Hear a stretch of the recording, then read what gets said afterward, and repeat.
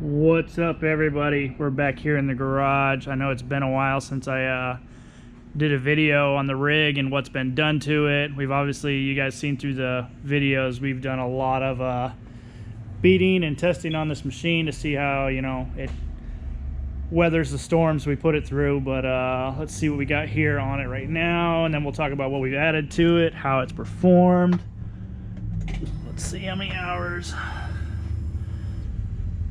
We're sitting at 53 hours, so definitely put this rig through its paces. Let me just turn it off so you know it's not shining or messing up the camera or anything. But yeah, 53 hard hours. Definitely abused it quite a bit. Overall impression of it is it's a monster. A lot of people say these rigs aren't really good for trail riding. Completely and totally disagree. Especially with that front locker, it makes a huge difference. The locker is a total game changer. Rock crawling, deep in the mud, slick trails. The between the smart lock and the full diff lock, it's insane. Instant grab with the smart lock, and if you just want it to be fully locked, that's a feature that Can-Am's just, I don't think there's anything quite like it on the market with how well it performs. Anyway, yeah, so it's been a really good machine. There's a few things I like about it, a few things I don't like about it. Things I do not really like about it that come right to mind is the length. With this older machine, the wheelbase is so shortened, you can get over most anything without ever dragging the bottom. This one, you always seem to drag the bottom. You can tell from my rock guards, you know, right in this general area right here. And it happens a lot, but I mean, it's not something that is a game changer for me because, yeah, it grabs the bottom, but it works really well in a lot of other environments being that long. So the wheelbase kind of, it's not your perfect scenario, but it does work pretty good. The low seating position is nice if you're cruising. Sometimes when you're you know, crawling or whatever, it kind of suck. Oh, and you get a lot wetter. You wouldn't believe how much 4 or 5 inches makes a difference when you're trying to crawl through the holes. But yeah, you get a little bit wetter in this thing for sure. Especially me and my wife quickly realized that waterproof pants are a must no matter what we're riding in, and waders are obviously the best thing. Other things I really don't like about it, the 5,000 RPM rattle is probably the biggest downfall to this machine. And I'm sure Can-Am knows about it. I'm sure that, you know, other X3 owners will definitely agree with me on this, that the 5,000 RPM rattle is by far the biggest downfall of this machine. It's just as soon as you hit 5K, it is a rattle that will make your damn eyes pop out of your head. I don't know what it is that causes it. It's not a heat shield. A lot of people say it's the clutches. No one really has a definitive answer for what exactly it is. We've looked on everything, and I've actually changed out the exhaust on this already, so it has nothing to do with the exhaust or shielding or anything like that. A lot of people try to say it's the drive line, but it's definitely a very obnoxious, loud noise at 5,000 RPMs, and there's nothing you can do about it. But it's only when you hit 5,000. It's not at 53, and it's not at 49. It's at 5,000, so as long as you learn to drive out of that range, it's completely worthless. Now, would I get rid of it over that? Absolutely not. Definitely learn to deal with it. You know, just go everywhere fast, or turn your music up, or I mean, you can't even hear it in any of the videos. It's just something that you know, I'm doing the likes and dislikes video, and that's one of the things that I absolutely hate. I actually added this foam packing right here. This is where the stock I think it's the clutch intakes or whatever come from, but I have the XMR obviously, so I don't hear it. But yeah, the 5K rattle, huge problem. I'm sure Can-Am will get to the bottom of it and figure it out, but it's not a physical problem. It doesn't cause problems with the way it performs or anything like that. It's just a loud rattle at 5,000 RPMs, and when you're paying, you know, $19,000 for a machine, you should definitely get rid of that problem. But that's probably the worst one of them all. And when I say them all, I don't even have a handful of things that I don't like about it. As you're going to hear in just a second, the list that I do like about it is a whole lot bigger. But yeah, just the overall length sometimes irritates me with the dragging on the ground. But we ride a lot of trails that are you know, quick little like molehills to stop water from overflowing, and I'll drag on those sometimes. But I just now adjusted the suspension a little bit to have it sit a little higher, so we'll see what happens with that. Trying to think of things that I really don't like about it. And oh, another thing that I don't really like about it, I'm doing all the dislikes first, is bedroom. There's really not a lot of bedroom. I know you can add racks to it and stuff like that, but it'd be just nice if they could add a little more bedroom. I bought this box. It does help a lot. It makes me, you know, I put in all my accessories, or, you know, like emergency kits in here, what we take with us to, you know, try and help us with all the different situations that may arise or whatever. And now this is the 64-inch model, and I've tuned it, you know, to a little over 150 horses. But right where this bag is, normally on the 172, there's an intercooler there, and if you have the intercooler there, that bag couldn't be there. So there'd be you'd have this box, and you really wouldn't have any room for a cooler, or, you know, no extra bed space or anything like that without having to buy extra storage. So storage is kind of a shitty thing on this machine. Obviously not a game changer for me either. I really enjoy the machine as it is as a whole. Wouldn't change it for nothing. Just telling you a couple things that I don't really care for about it. I wish there was more. I'm obviously going to put a roof rack on the top so that it gets rid of that problem. And as of right now, without it there being an intercooler,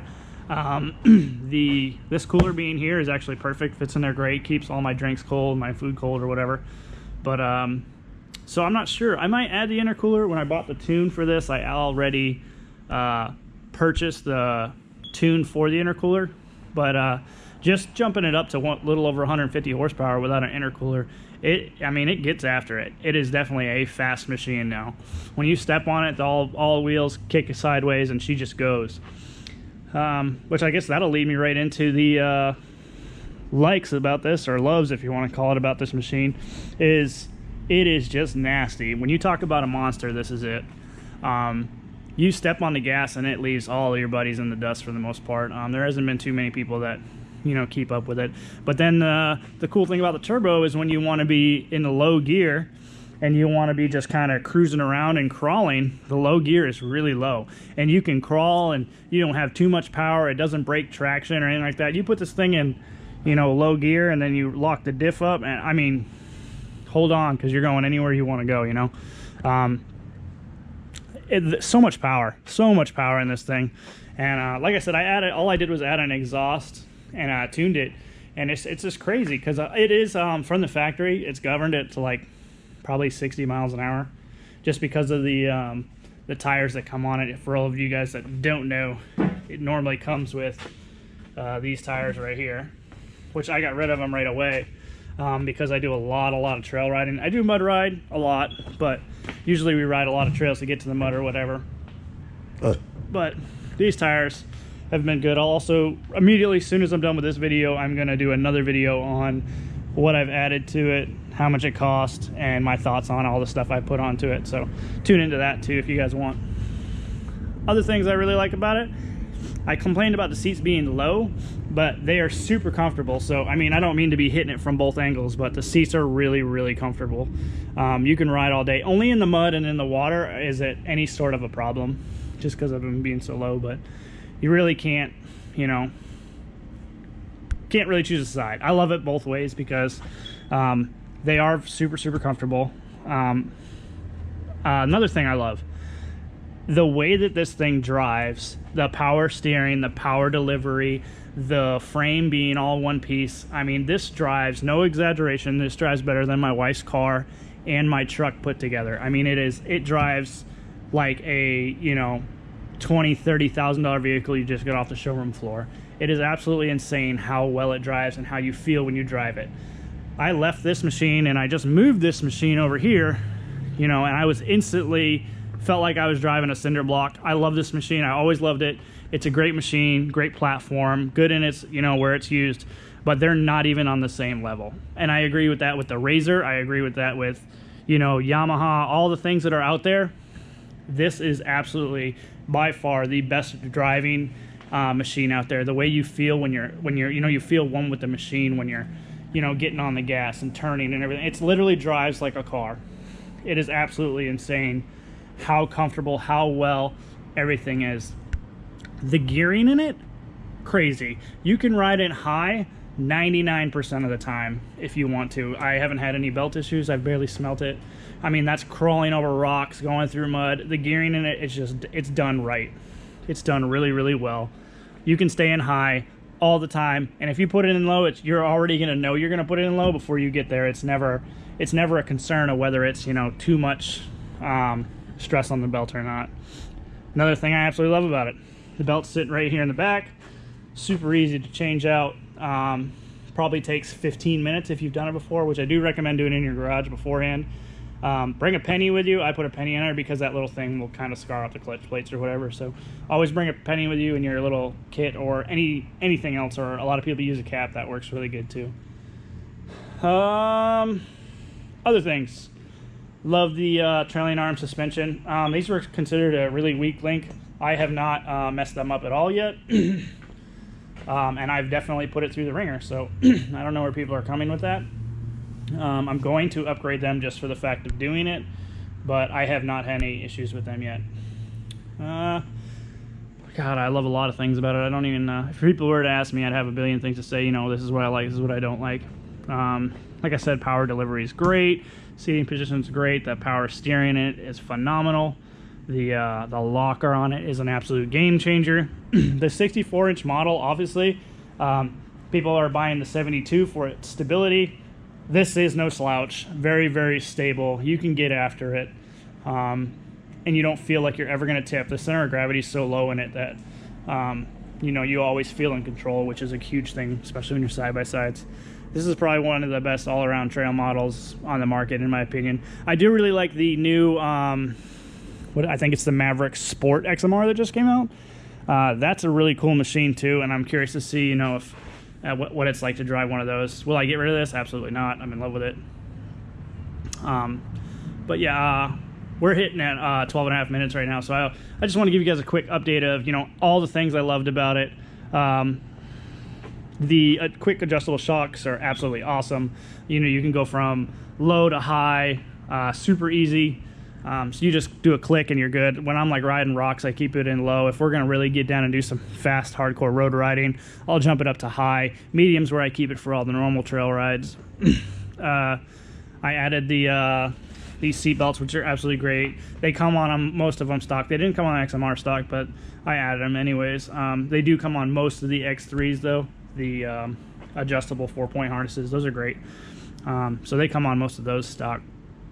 Oh, another really cool thing I like, I know you can't see it in the video, but directly under the center console, all you do is pull the seat out and pull that black panel off right on the side, and there's an accessory point for all of your electronics, which is super cool because anything you hook up to those points will only be on when the keys are on or the button is pushed. So you don't have to worry about draining your battery or anything like that. So I routed everything over to that accessory block, and you know, it allows you to, as soon as you hit this button, all of your things turn on.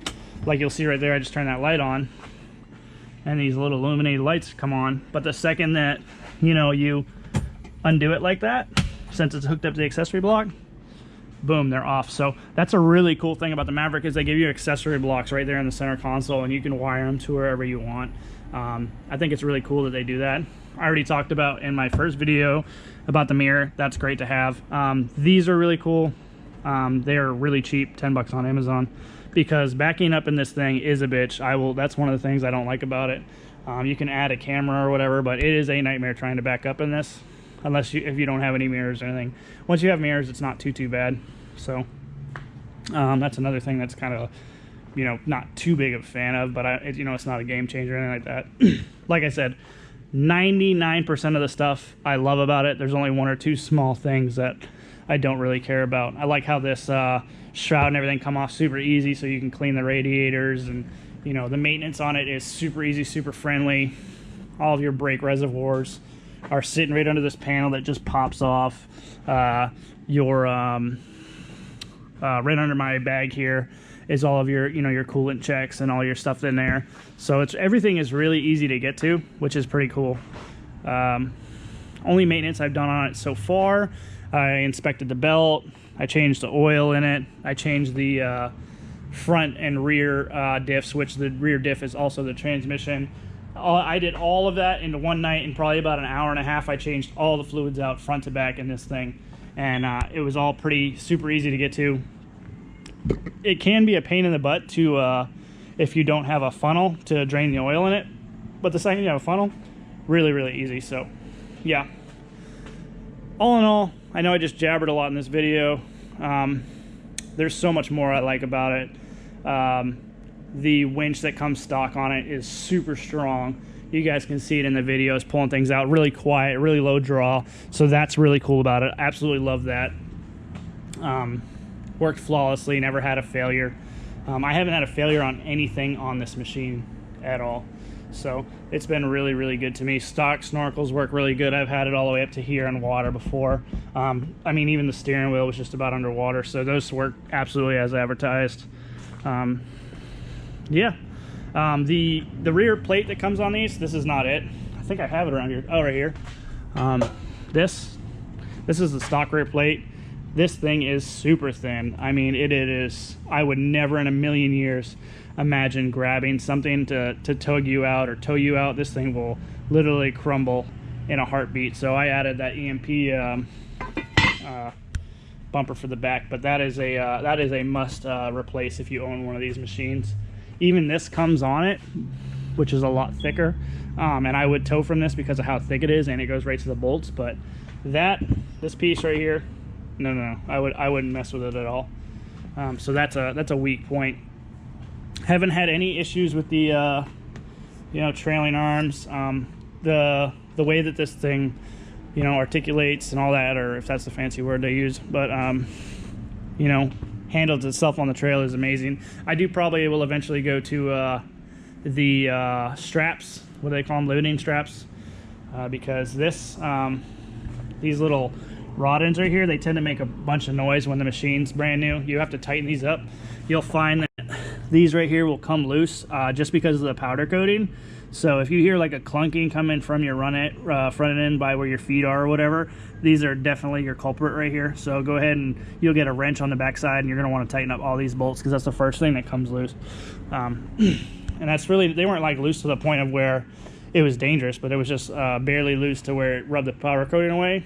And when the machine's articulating it, it makes a bunch of noise, and you're like, what the heck, this is a brand new machine. And obviously that's what I did. So did some research and found out that those tend to make some noise and loose. Also, they told me that these are really weak. Like I said, haven't had any issues with them either. I've smacked them off few trees or whatever, but as you can see, I already bought some of the CT Raceworks ones from Octane Toy Box, and I'm going to install those here when I get a minute. But either way, I hope you guys enjoyed the video. Right now, I'm going to do a accessories video, and I'm going to talk about the accessories I put on it, and how I feel like they've changed the machine for the good or for the better or for the worse. So follow the channel and look for that next video. It's coming up right now. Thanks for watching. Please like and subscribe. Talk to you soon.